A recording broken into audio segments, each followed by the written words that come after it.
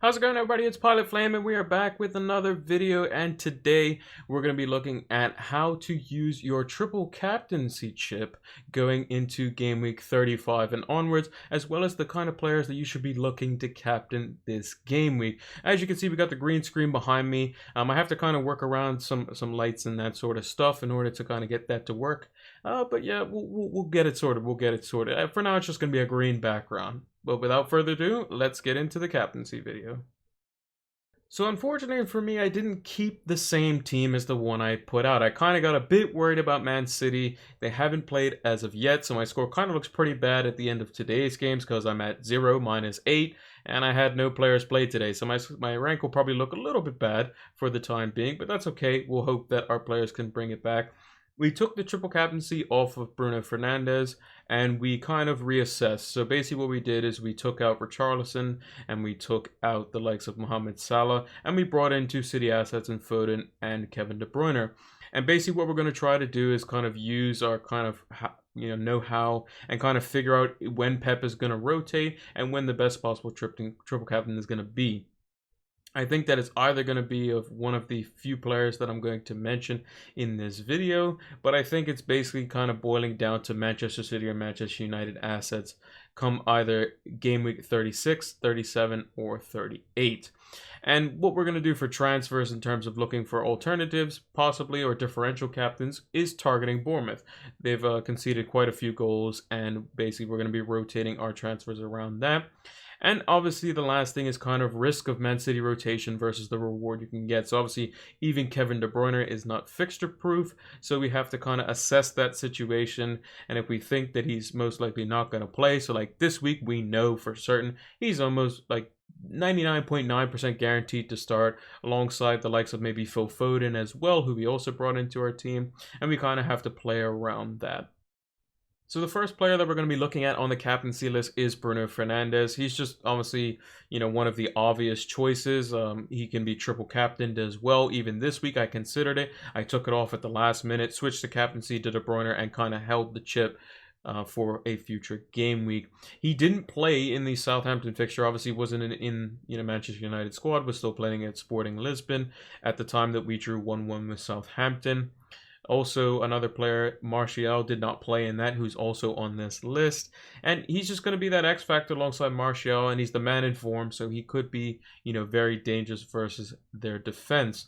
Unlike City, though, I think that he will be able to obviously carve them open because they've obviously not played against him. They have played against the likes of Raheem Sterling, Gabriel Jesus, these sorts of players in the league, whereas they haven't seen him, so it could be a bit of a surprise factor, going forward. Obviously, they'll know he's going to be the main man, but it is something where he could just kind of surprise them. And he's no stranger to taking long shots, which Southampton were very, willing and allowing for, when City played them. They just chose not to do it, and they kind of just passed the ball around while they just sat in the box with 10 men. Also, you kind of have to see how he's going into that game as well. So we have to monitor how he is versus Aston Villa. If they go up 3-0 and they take Bruno Fernandes off at 60, 70 minutes, that's fantastic. We know he's definitely going to start the next game. There's not going to be no weirdness, no random, dropping or benching of him. So we can definitely safely play the captaincy chip the following game week. And also we kind of have to see if his goal involvements continue. If he happens to blank, then it's probably more likely that he's going to score the following game as to kind of redeem himself in a sense. Or if he's maybe playing a bit more of a supportive role, we'll have to kind of see how crazy Man United go versus Aston Villa, who have picked up their defense in the past few game weeks, although they're still in 19th because they do tend to concede goals. And lastly, we mentioned obviously his goal involvement. It can't be understated. 11 goal involvements in 10 games is a ridiculous stat.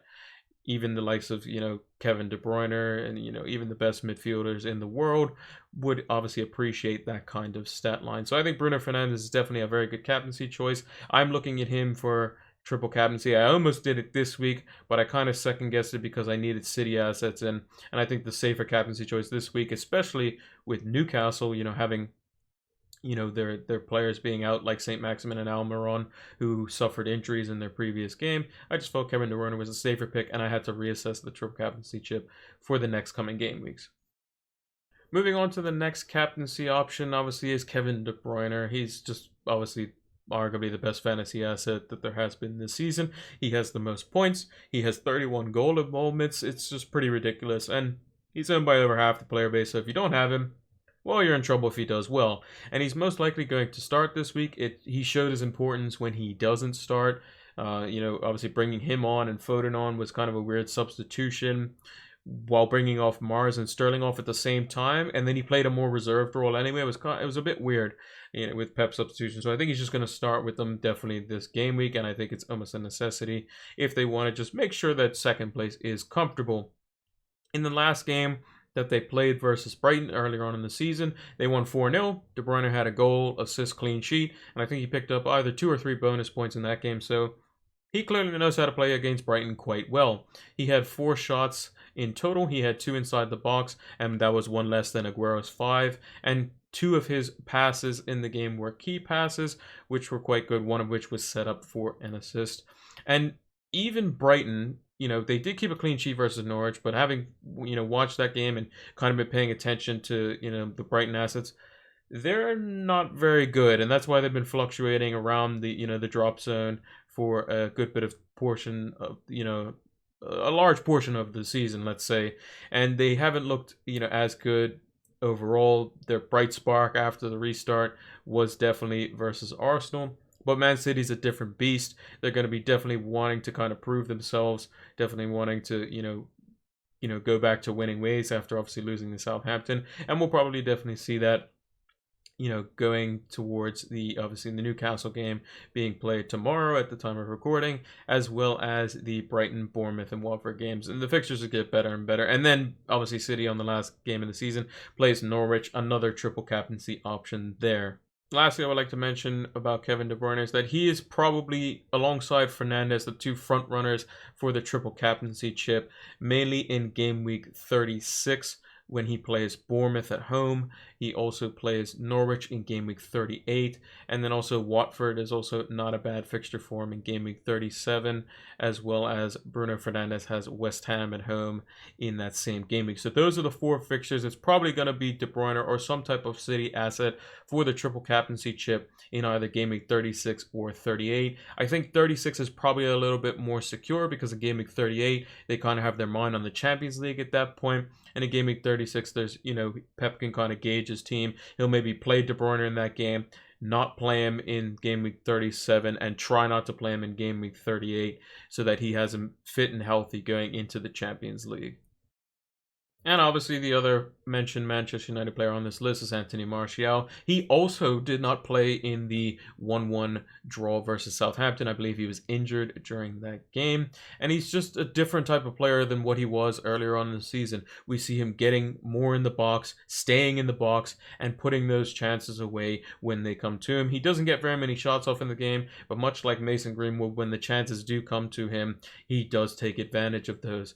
And I can definitely see if Manchester United go 3-0 up, he's been basically, or when they get a massive advantage, he has been being taken off for Igalo with about 10 to 15 minutes left to go in the game, which is good because it keeps him, kind of, fit and ready to go, gives him a little bit of rest. And if we do see that happen, after their game week 36 fixture versus Crystal Palace, I can definitely see a world where I would be inclined to triple captain Martial or definitely captain him for that game week. It just all depends on how the minutes kind of go.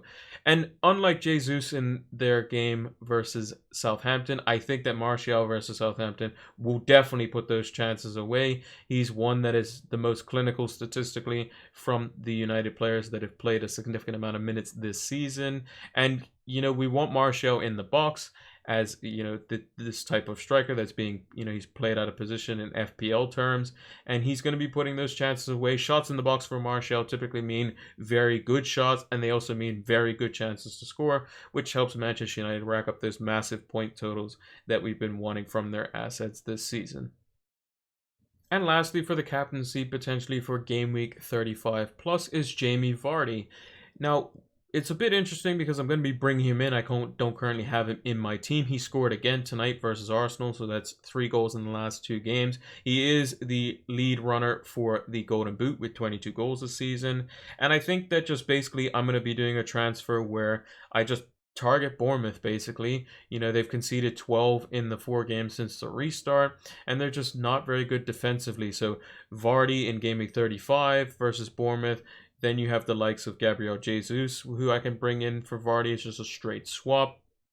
Then in 37, you know, I can have Danny Ings, I believe, plays in Game Week 37 versus Bournemouth. And then the last game of the season, we can bring back in Richarlison and take Son out for another potential captaincy option or just a very good asset versus Bournemouth. And they're all going to be free transfers, so it just makes the most sense in order to do that. And he, you know, like unlike Southampton versus Man City, Bournemouth don't have that same discipline. They try to play, you know, good football. They try to, you know, progress the ball and try to be creative with it, much like how Southampton are. But Southampton can go into this shape, much like how Newcastle can at times, much like how Burnley just does always. And, you know, Bournemouth doesn't have that same type of, you know, kind of player structure and kind of discipline in order to do that. They leave gaps in behind, they leave gaps out wide, which kind of favor Vardy quite significantly. And like I mentioned, he is the golden boot chaser. He is the lead runner for it as well. And he's just going to be hopefully scoring a lot of goals that game week. He had 3 shots, 2 inside the box, 2 key passes in his previous game, and is always dangerous versus, you know, any team really. And he's just super dangerous even when you least expect it as well. Versus Arsenal, he scored in just basically what was out of nothing, and he basically finds runs, he finds ways to get in behind, and you know, his run was timed perfectly, and Vardy still has that. Obviously, when he gets in behind, like he did versus Crystal Palace, where he basically curved his run and went from inside the half and went over, and then just was basically just wide open. He is obviously unstoppable, and when he's got that confidence going like he does now, it's just always a goal basically. And then he's obviously on penalties as well, which kind of adds that added boost as well. So I think Vardy could be a consideration for a triple captaincy chip this game week coming against Bournemouth. I'm not going to have him pass that game week, and yeah, I think he could be just very good going into this game week as a captaincy option and a triple captaincy option.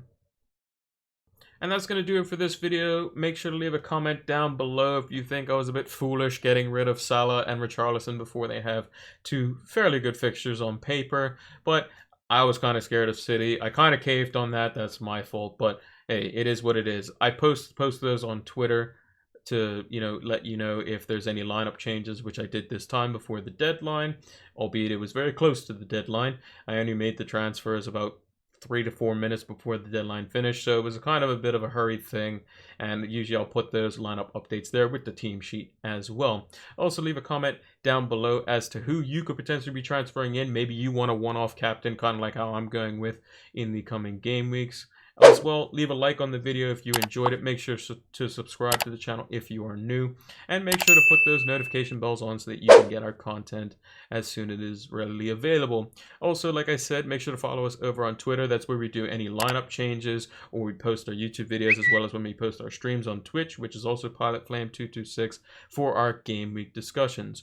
That's going to do it. Hope you all enjoyed it, and until the next one, take care.